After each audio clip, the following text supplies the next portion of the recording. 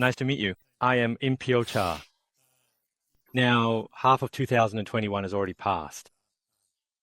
What kind of resolutions did you make at the start of this year? Last year, everyone struggled all year long because of COVID-19, so I imagine you hoped that things would get better this year, that your circumstances would improve. How are things now that half a year has passed? Have you been able to achieve those dreams? As for me, I lived the first half of 2021 in an absolutely amazing way. That's because I experienced times and moments that I had never gone through before, in a world I'd never experienced. I couldn't even travel abroad because of COVID-19, so how was any of this possible? It all started from a very small promise between me and my friend. I'd like to share with you now what that promise was, how it changed my daily life, what kind of impact it had on me personally, and ultimately how it led me to live in such an amazing world. This is a photo of me and my friend Kwangsoo Kim. The photo looks a bit old, doesn't it? That was taken in 1990 at Rutgers University, which is a state university in New Jersey. It was taken at the student center there. For college students, both of us were a bit overdressed. Yes, we didn't actually go to school dressed like that every day. That day was some kind of Korean culture night or a similar event. And I think this photo was taken just before I went on stage to sing. My friend Kwangsoo was a Korean American, so he couldn't speak Korean. And at that time, I hadn't been in the US for long, so I couldn't speak English well. We both met at the student gym, and because we both liked weightlifting, we immediately recognized that common interest and quickly became friends. Kwangsoo had a dream of becoming a pilot and flying fighter jets, while at that time I had a dream of returning to Korea and becoming a businessman. This is us 28 years after that first photo. This picture was taken when I met Kwangsoo again in Los Angeles in 2018. Kwangsoo, now a father of two daughters, became a salaryman instead of a pilot and had been working at a bank in New York for over 20 years, while I became an actor instead of a businessman. That night, we talked until very late, and Kwangsoo said that while he was truly grateful to be able to make a living working at the company, he still felt a strong sense of longing for not being able to do what he really wanted. So I asked Kwangsoo a question. Kwangsoo, what is it that you want to do? What makes you feel happy? Kwangsoo replied, saying, when I exercise and when I can help someone through exercise, that's when I truly feel happy and really feel a strong sense of self-worth and being alive. That night, we talked until dawn, and I think Kwangsoo made a big decision that day. After that day, Kwangsoo returned to New York, quit the job he had worked at for over 20 years, started exercising again, studied for and obtained the CPT, which is a certified personal trainer qualification in the US, and invested all of his severance pay to open a fitness-only gym in the Massapequa area near New York. Seeing Kwangsoo's life, how he started pursuing a new career challenge, and even after turning 50, left his comfort zone in search of happiness and embarked on this journey, I truly admired him and gave him a lot of encouragement. Right after the gym opened, a lot of members flocked in. Kwangsoo was so happy, he let out a joyful scream. That was how things looked in January 2020. And then about a month later, the COVID-19 pandemic hit the entire world. In New York, fitness facilities were shut down for the entire year. Kwangsoo switched his classes to Zoom, and from early morning until late at night, he taught live sessions, sometimes from his room at home, sometimes out in the park, moving from place to place, doing live broadcasts in an effort to keep his members. However, after struggling all year with the ongoing shutdowns and COVID, he ended up catching the virus himself at the end of last year in December. So he was seriously ill and battled the disease for about 3 weeks. And during that time, he and I exchanged messages several times a day. I was in Korea and Kwangsoo was in New York, but even though we were physically far apart, I wanted to comfort my friend as if I were right by his side. So we talked about this and that. But really, what words could possibly offer comfort in that situation? His business was on the verge of collapse. He had invested all his retirement savings to start it, and he himself was quarantined in his room. So the only thing I could say to a friend like that was, this was around the end of last year, Kwangsoo, just wait one more month. Once 2021 comes, everything will get better. Things will be okay. Next year, there will be hope. Other than these kinds of cliched words of comfort, abstract and lacking in specificity, I couldn't offer him anything else. At that moment, Kwangsoo was the one who made this suggestion to me. In-Pyo, once 2021 comes, let's each write a bucket list of things we want to achieve and exchange them with each other. But I had never written a bucket list in my life. And honestly, I thought that was something students or maybe young girls would do. So I thought, well, I've never done this before. And I wanted to say that. But since my friend who was battling illness made the suggestion, I just couldn't turn him down. So I said, all right, if you really want to do this, let's exchange our bucket lists. And I ended up receiving Kwangsoo's bucket list first. But at the top of that list, it said, become a cover model for Muscle magazine. For a man in his 50s, lying in bed after catching COVID, it was a rather ambitious dream to have. So all of a sudden, I really wanted to support and encourage my friend. So the next time I messaged him, I said, Kwangsoo, your bucket list is now my bucket list too. On a sudden impulse, I declared that I would do it together with him. And that's how Kwangsoo and I began the challenge of becoming cover models for this Muscle magazine together in 2021. But looking back now, I think Kwangsoo's suggestion to exchange bucket lists was actually a proposal for us to become each other's audience during those difficult times. Even though I'm down and hurting right now, I want you to watch over me as I get back up. I'm going to take another step toward my dreams, so I want you to cheer me on by my side when I do. Let's become each other's loyal audience. My friend, that was the promise he was asking for. When you think of muscle magazines, what comes to your mind first?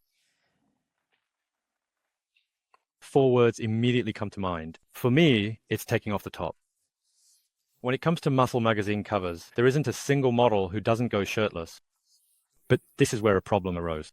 As you can see, thanks to working out consistently for the past 3 years, Kwangsoo's body looks like that, even though he's in his 50s. There was a time when I was even nicknamed the original fit guy. But after being diagnosed with herniated discs in my neck and lower back, and with both of my knee joints also failing, my body was in no condition to work out freely, even if I wanted to. Still, even if I couldn't get to Kwangsoo's level, I needed to get my body into somewhat similar shape to do the cover shoot together, so I was really worried. So I decided to get help from an expert. Through acquaintances, I was introduced to Coach Yoon Chan Lim, a bodybuilder specializing in rehabilitation. He checked my physical condition and said, your condition isn't exactly good, but you have a lot of time, brother. You're a freelancer, right? So basically, I'm unemployed, right? That's what he meant. So since you have plenty of time, if you just do exactly as I say, you can definitely get in shape. Then he explained things to me in detail. Every day, start with about 45 minutes of rehabilitation exercises, then split your strength training into morning and afternoon sessions, working on 2 muscle groups for an hour each. After strength training, do cardio in both the morning and afternoon, about 50 minutes to an hour each time. He told me with a big smile that if I follow this routine and stick to a strict diet, I can definitely get in shape. He explained everything so clearly that I thought it would be easy, but when I added it all up, it was 45 minutes of rehab, 2 hours of strength training, and 1 hour, 40 minutes to 2 hours of cardio. Just for the workouts alone, I needed a total of 4.5 hours a day. On top of that, if you add the time it takes to go to the gym and back twice, plus showering and changing clothes after working out, I would have to invest at least 6 hours a day into this routine. I'm not even an athlete, and to invest 6 hours a day for the next 4 months in something I don't even know will work or not. It seemed clear that this was by no means an easy task. Up until now, my day has always been 24 hours, but suddenly I found myself needing 30 hours. So where was I supposed to find these extra 6 hours? With that in mind, I tried to simplify the things I needed to do. And when I did, it all boiled down to just 2 things. I needed to exercise and I needed to go on a diet. In other words, I had to increase the time I spent exercising and decrease the time I spent eating and drinking. And I absolutely had to avoid eating things I shouldn't eat. For me, the things I absolutely shouldn't eat were alcohol and greasy foods. Those were things I usually consumed at night. Specifically, including dinner, I concluded that within about 5 hours from around 8 or 9 at night until I went to bed, I would end up eating these alcoholic drinks or greasy late night snacks. So I made up my mind, run. Let's run away. Let's escape from the world of nights where I was always eating and drinking to the world of dawn where even on an empty stomach, I don't feel hungry. Let's leave behind the world of nights that tempted me for decades and try living in the world of dawn, a world I've never experienced before. So from the next day, I decided to go to bed early at night and wake up early in the morning. That's really the only simple way, going to bed early and waking up early. Of course, it wasn't easy. The first week was the hardest. Yeah, of course, I couldn't fall asleep. But after about 2 or 3 weeks, I started to develop a new pattern. The new pattern goes like this. Around 9 in the evening, since I have to go out early the next morning, I pack the clothes I need for my workout, get my gym bag ready, and prepare the ingredients for my lunch in advance. Then around 10 p.m., I go around to my kids and my wife to say goodnight. Dad's going to bed first. Honey, I'm going to bed first. And at 10 p.m., I pick up a book and just lie down. I read in bed until I fall asleep. During the first week, I couldn't sleep until 2 or 3 in the morning. But as I kept doing that, it got a little better the next week and even better the week after that. And now in the morning, I wake up at 4:50 a.m. I get dressed, make coffee, pack my lunch, and leave the house at 5:20. The morning commute from my house to the office, which used to take 70 minutes during rush hour, has been reduced to 30 minutes. And I used to sit and read the Bible every morning, but now I've switched to listening to it as audio during that 30-minute drive. By starting my mornings early like this, I was able to finish my rehabilitation exercises, strength training and cardio, then return to the office, take a shower, and still be done before 10:30 a.m. From that point on, I had plenty of time to work, attend meetings, have lunch appointments, and meet people. In the evenings, I would start exercising around 7 o'clock, finish up, and then be in bed again by 10.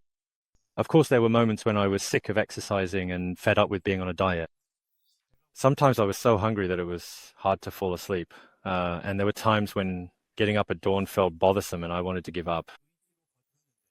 So during the first week, I pushed through with willpower, but after some time had passed, it became my new daily routine. And that routine had already turned into a habit. It was no longer my willpower forcing me to endure. Instead, my habits were automatically moving me forward. I was able to truly understand what it means when people say that when your willpower is exhausted, your habits become your ally and fight for you. In this way, 4 months went by. It wasn't just muscle magazines anymore. Other magazines started to take an interest in us. It's a magazine called Big Issue, which is sold by homeless people in the subway, and half of the proceeds are used to help them become self-reliant. Because the purpose of this magazine is to inspire self-reliance among people in difficult circumstances, aligned with our bucket list. Kwangsoo and I were chosen as the cover models for the 2021 issue 7 of Big Issue.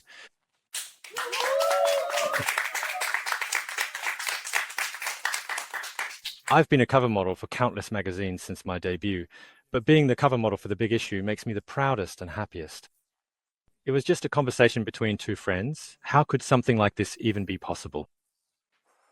It wasn't because we had a burning passion to achieve our dreams or some grand plan.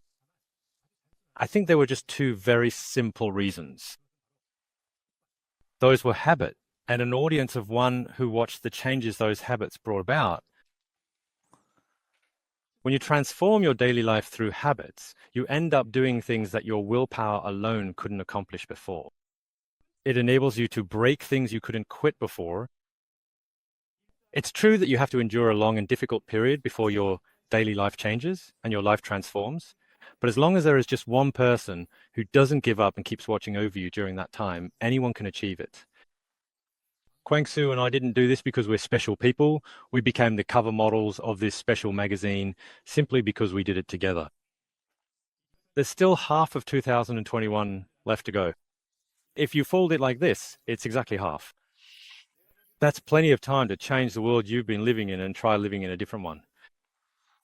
For those who need a change, whether you want to go on a diet, quit those tiresome habits like drinking or smoking, break free from an addiction, need more time to study or exercise, or simply wish to live a different life than the one you've had so far, leave behind the old world ruled by old habits and set out for a new world governed by new habits. Are you ready to set out for that new world with just one person, an audience of one, watching you as you move toward change? Then, from this moment on, get ready. Let's go toward the new world.